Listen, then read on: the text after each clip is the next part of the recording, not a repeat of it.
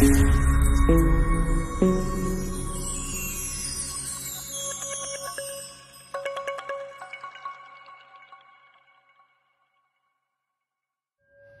ducks, it's Simon here. Welcome back to the Hermit's Cave.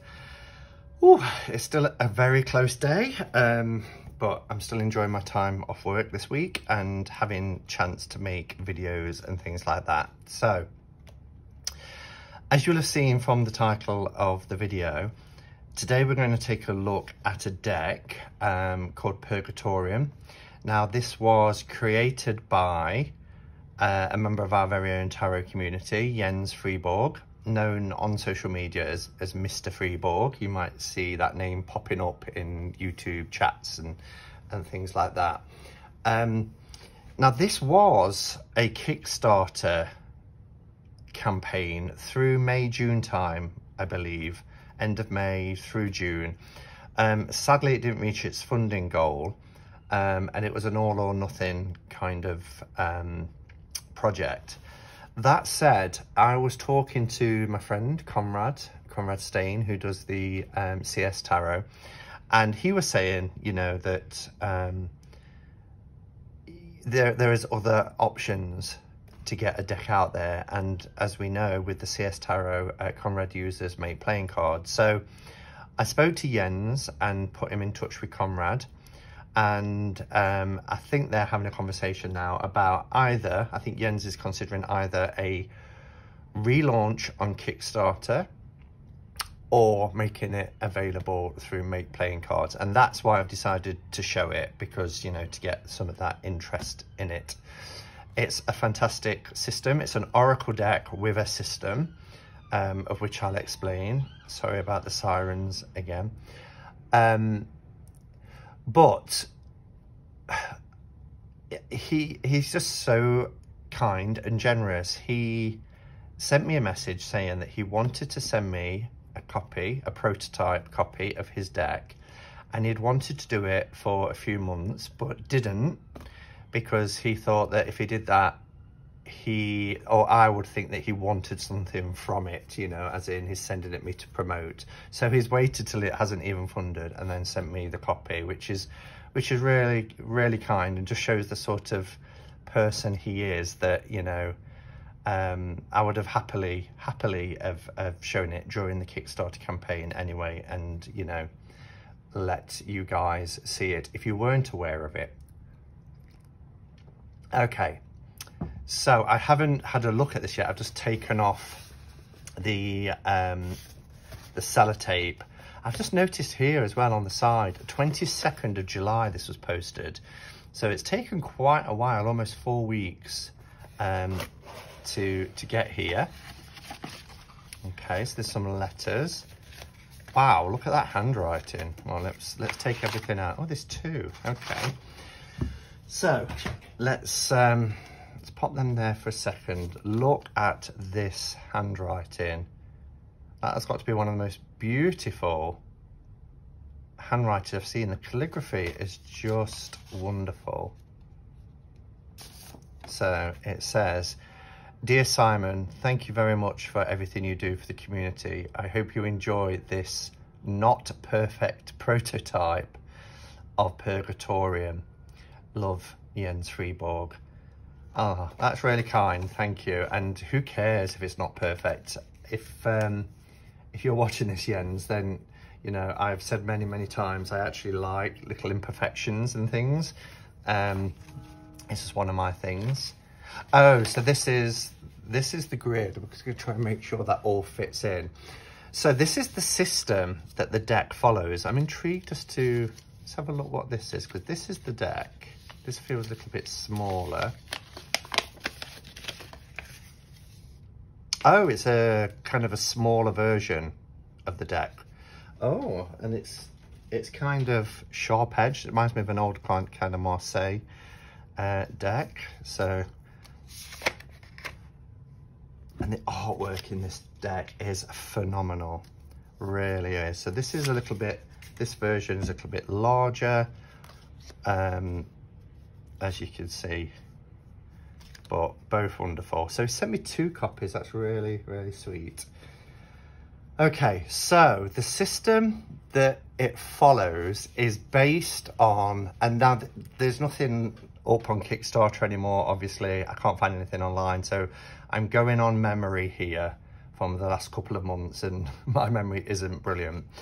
But it is based on the model of grief, the 7 stages of grief as defined by Dr. Kubler-Ross. So we have shock, denial, anger, bargaining, depression, testing, and acceptance, or accept as it's put here. So the 7 stages of grief. And then down this side, we have 10. So we have 70 cards in total, 10 and 7.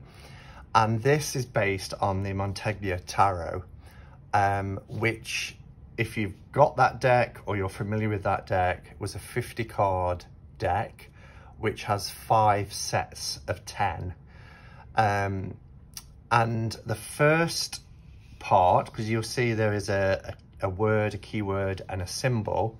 So the words are relating to that first set within the Montague Tarot, which talks about the human condition. So we have things like artisan, merchant, gentleman, knight, duke. So the human condition. And then it's combined with the last set, which is kind of like astrological. So we have moon going all the way down here to PC, which is prima causa, which is that sort of divine essence, that divine light. And then all of the keywords in between here link across. So for instance, if we have a merchant card that is in a bargaining position, got a little fly here, merchant card that is in a bargaining position, he's in a state of survival. A merchant bargaining is in survival. A gentleman that is in anger might be using force. You see how it works?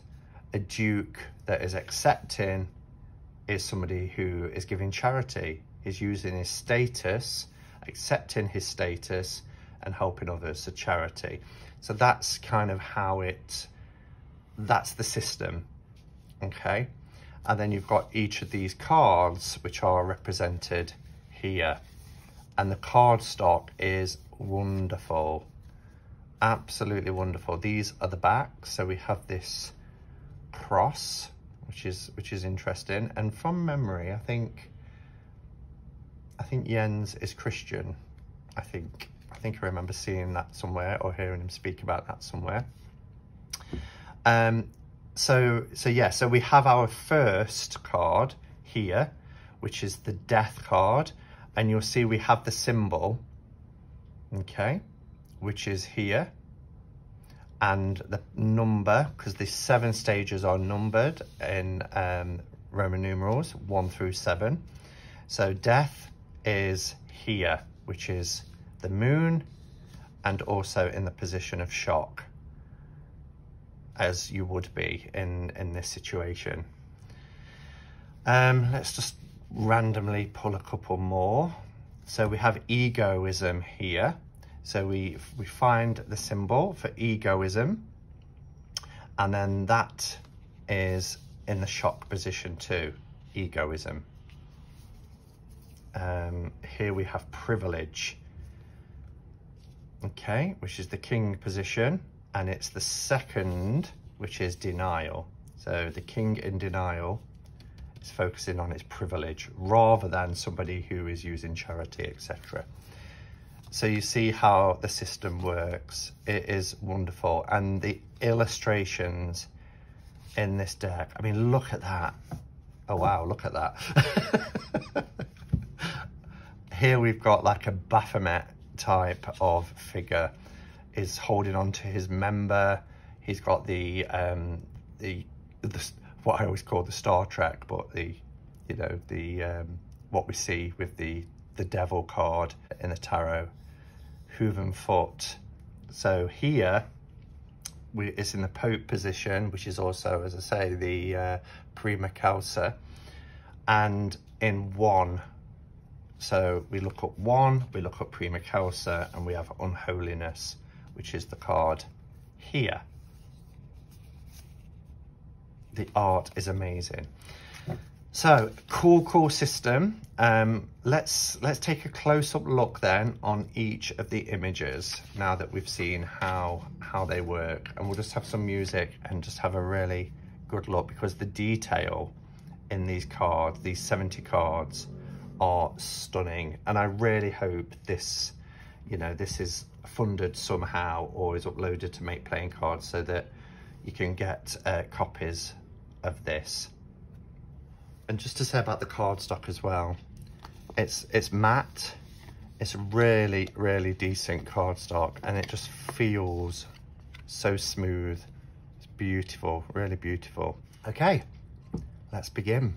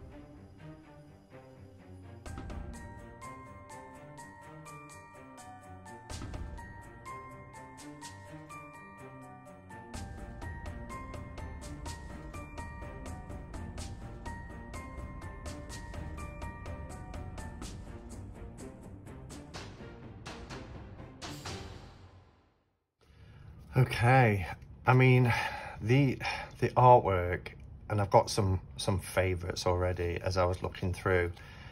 It's really evocative. I love this possession.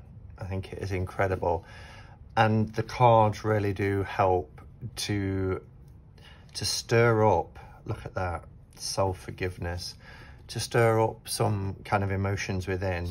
I think that's the purpose of them, really. And, you know, force us to look at things that we may need to pay attention to work upon, to improve. And that's shadow work, isn't it? And as I was going through this deck in particular, look at that, loyalty. And I just love the style. I love the line work. I love the sketchiness. I love the fact it's black and white, you know, with this being a shadowy type of deck. Just incredible pieces of art. Love. Wow.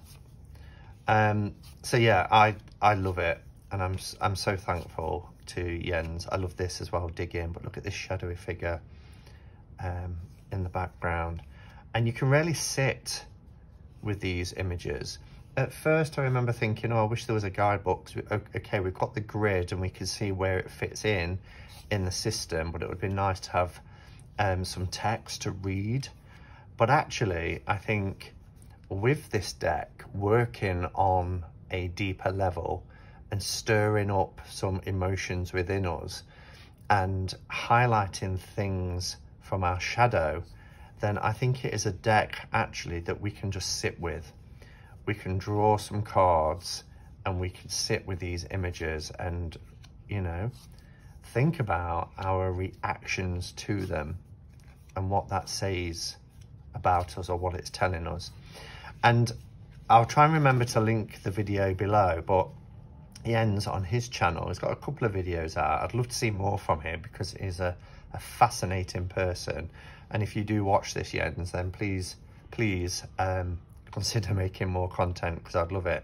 But he shows, and I can't do it here because I don't have the space, but he was talking about laying 5 rows of 5 cards as a way to read for somebody, and I'll have to do it, you know, more than obviously 5.